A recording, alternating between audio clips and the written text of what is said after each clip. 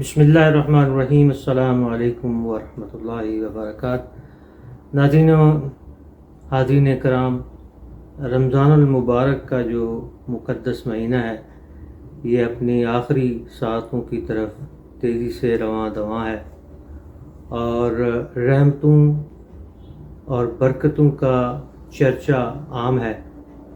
اللہ اور اس کے نبی صلی اللہ علیہ وسلم کی محبتوں کا تذکرہ زباں زد خاص و عام ہے۔ عبادات کا زور اور شور ہے اور ہونا بھی چاہیے۔ ہر کوئی اپنے رب سے مانگ رہا ہے اور مقدور بھر مانگ رہا ہے۔ سوچا جائے تو جو ہمارے پاس پہلے سے ہے یہ اسی کا تو کرم ہے۔ ہمارے اعمال اس قابل ہی نہیں کہ جو ہمارے پاس ہے ہم اس کا شکر بھی ادا کر سکیں۔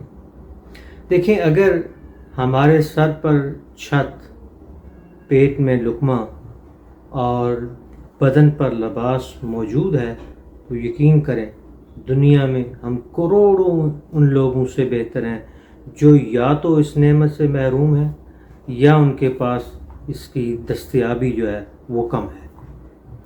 لیکن کیا آپ نے غور کیا کہ ہم سب کچھ مانگ رہے ہیں لیکن ہم کچھ دینے کو تیار نہیں؟ عبادات ہیں لیکن معاملات درست کرنے کی فکر نہیں۔ آپ نے دیکھا ہوگا کہ لوگ دعاؤں کا، رحمتوں کا، برکتوں کا تذکرہ کرتے ہیں، کبھی لوگوں نے یہ عہد نہیں کیا کہ ہم یہ کریں گے، ہم نے یہ نہیں کیا اور ہم اس کا عہد کرتے ہیں۔ ہم آج بھی تھوڑے بہت جھوٹ، چھوٹی موٹی بے ایمانی اور ہلکے پھلکے لالچ کو شاید جائز سمجھتے ہیں۔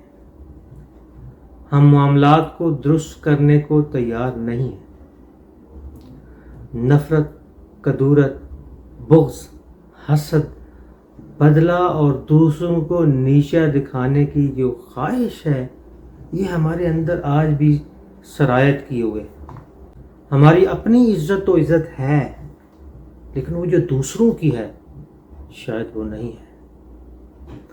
عدل و انصاف ہمارے لیے ایک جنس بن چکے ہیں۔ رشوت ہمارا معمول اور سفارش شاید ہماری ضرورت قرار پا چکی ہے۔ الحمدللہ قرہ ارض پر جہاں جہاں مسلمان آباد ہیں وہاں پہ اللہ تعالیٰ کے گھر تعمیر ہیں، ان میں رونق بھی ہے۔ میرا ایک دوست سے پچھلے دنوں ایک بات پہ تذکرہ ہوا تو وہ مجھے کہنے لگا، کیا ہمیں عبادت گاہوں کی نسبت ہسپتالوں اور یونیورسٹیز کی زیادہ ضرورت نہیں؟ کیونکہ مسلمان کے لیے تو ساری سرزمین ہی جو ہے وہ عبادت گاہ ہے۔ عبادت گاہیں ہونی چاہیے، سجنی بھی چاہیے، ان میں رونق بھی ہونا چاہیے اور عبادات پہ بھی زور ہونا چاہیے۔